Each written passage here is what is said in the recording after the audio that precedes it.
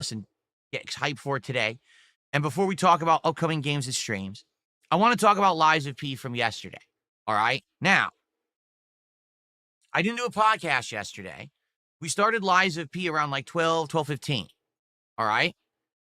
All I really had left in Lies of P was a 15-minute segment finishing up this like library dungeon, and then it was the final boss. Okay. Now, I don't want to completely spoil it, but the final boss of Lies of P is incredibly reminiscent of the Melania boss fight in Elden Ring. What do I mean? I mean, hands down, it is the hardest thing in all of the base game of Lies of P and this DLC. It's like exponentially harder than anything. Okay, that's number one. Number two, it is a multi-phase boss fight where you have to completely master the first phase because you need to be maxed out to beat the second phase. And between the phases, there's a ginormous, pretty much nearly unavoidable, insane flurry of crazy attacks that you have to figure out how to avoid and survive to even get a chance to face the second phase. Outside of that, it's different. Obviously, the final boss is not Melania, doesn't have similar attacks, but it's the same premise, okay? I get it. This is their final DLC. Now they're going to work on the sequel. They wanted to go out with a bang. Makes sense, but for me, it was a little underwhelming because it felt like I was just doing Melania again. And it did feel a little disappointing. I was hoping for something more original, and it just felt like, here we go again, we're starting over. So here's the deal.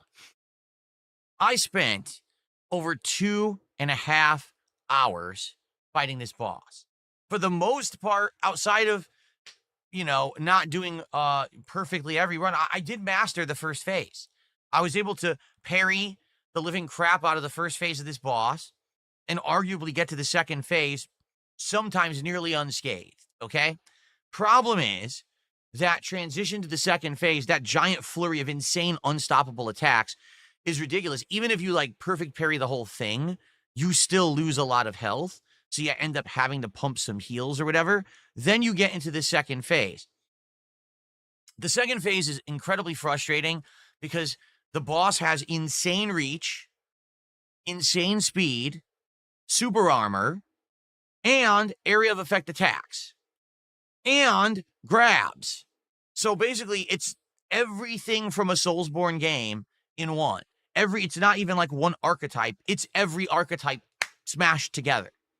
Now, I'm not saying that it's unbeatable. I don't think anything in these games is unbeatable, but I was having a hard time consistently getting past the first phase, getting past the giant, unstoppable attack, and getting to the second phase consistently enough so that then I could actually learn its patterns, all right?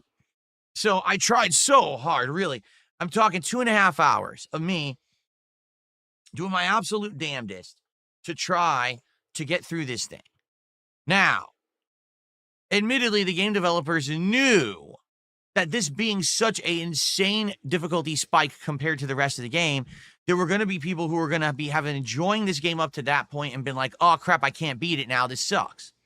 So they put a story-based crutch at the final boss.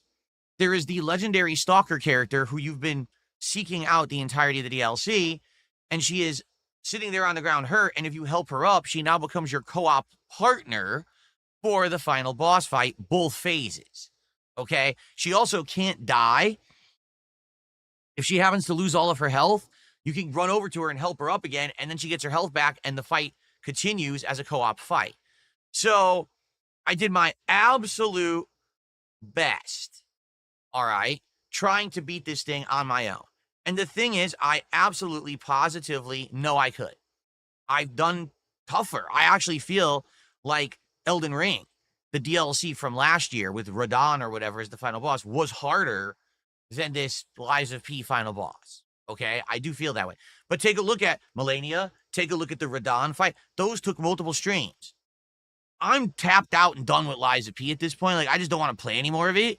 So I was ready to finish this thing. That's why I didn't do the podcast yesterday. I wanted to have enough time to ensure I was beating it, okay? So after 2.5 hours of me arduously trying to beat this thing without the summon.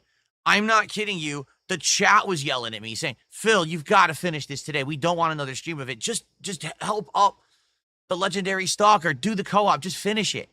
So I really didn't want to do it. And I was being so stubborn. And people were like, oh, Phil's back to his stubborn self again. He's not listening. And he's... and people are right. You know, I don't want to be told I can't do something. You know what I'm saying?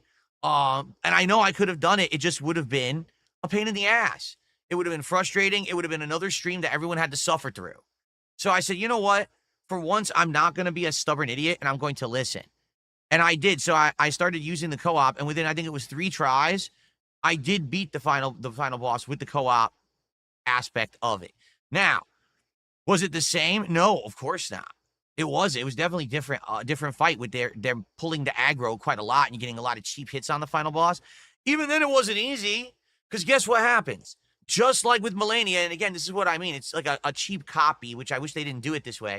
Just like with the Melania fight in Elden Ring, when you're nearing the end of the fight, the boss decides to do that insane flurry of unstoppable attacks again, and you have to completely avoid it or survive it again, and now you've been fighting the boss for a while, so you probably have no healing. So that's what I mean. Like, it 100%, the pattern of the way the boss was designed blatantly copied Melania on purpose. They wanted this to be their last hurrah like she was, right? So anyway, without spoiling, the ending was awesome. I'm just going to put it that way. Like, when I beat the final boss, it actually was cool. And then yesterday was DSP Tries It. So as the food was being delivered, we had some extra time, and I did the epilogue stuff. We went and we saw the outcome of the girl puppet who you've been helping as an NPC throughout the entire DLC. And we went and saw, well, we got all the special equipment. We tried on the outfit and tried the sword that you get for beating it. So we did the kind of end game epilogue stuff, which was nice. It was a good send-off, because now we're not going to see Lies of P for a while. I bet you the sequel won't come out for at least a couple of years. So it was good. Now, hilarious part about all this is, of course, idiots on the internet complaining, saying, Phil didn't actually beat Lies of P. He rage quit, he this and that. All right, I'm just going to explain something to you. All right? I have legitimately beat Melania multiple times. I legitimately beat Radon. I legitimately beat everything in Elden Ring. I didn't do the clone summon. What is it? The cheer summon or whatever it's called. I forget what it's called. Everyone else did that. I didn't do that. I went through all of these FromSoft games legit without summon assisting. I know I can do it if I felt like it, but here's the truth of it. I don't get anything for it. All right? I don't get a ginormous feeling of self-accomplishment saying, I beat this game without summons. It's never happened, all right? And the few times that I have actually performed above the average when it comes to these games, nobody cares. I'll give you an example. Sekiro. At first, Sekiro was very rough and it beat my ass. By the end of the game, I mastered the parry system. I beat the final boss in 3 tries. It only took me 15 minutes. It took everyone else 15 hours. Everyone complained the final boss of Sekiro was one of the most insanely difficult things ever. I just kicked his ass. I literally embarrassed the final boss. I bullied him. I bullied the final boss and kept breaking him with the special move or the special item. And it was hilarious. People were laughing like, what the fuck just happened? How did Phil do that? It's like an opposite day, right? Now, did anyone care when that happened? Was I showered with praise? Did everyone say, wow, Darkside Phil is great. Give this guy some credit. Did someone come and drop thousands of dollars on my stream? No, no one cared. No one cared at all. It doesn't matter. You understand? It doesn't. There's no big reward. No one's going to come to my house and hand me a trophy and a title belt. No one's going to make, wow, Darkside Phil is so amazing. Let's praise this guy and come and get, no one gives a shit.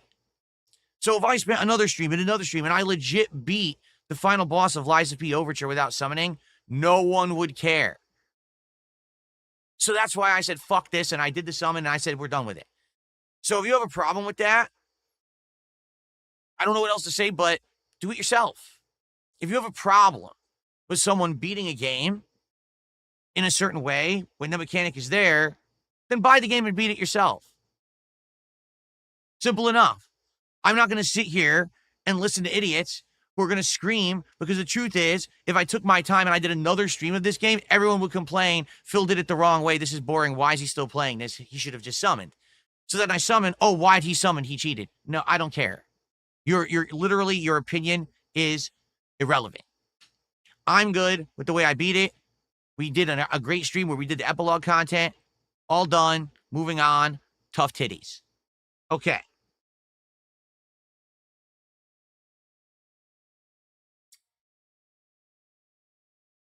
Ah.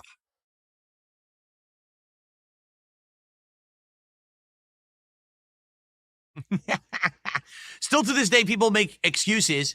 Someone in the kick chat just said, Sword St. Ishin's AI shit the bed. He let Phil beat him with the hatchet. That would never happen again.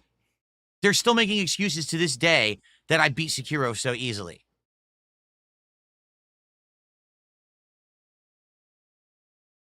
Anyway, so we're done with Lies of P. I hope that you enjoyed the playthrough. I actually did. I really enjoyed the playthrough. And thanks for watching. And to those who supported it, awesome. Now we're moving on, and we have some space in the schedule as a result of me beating Lies of P Overture yesterday.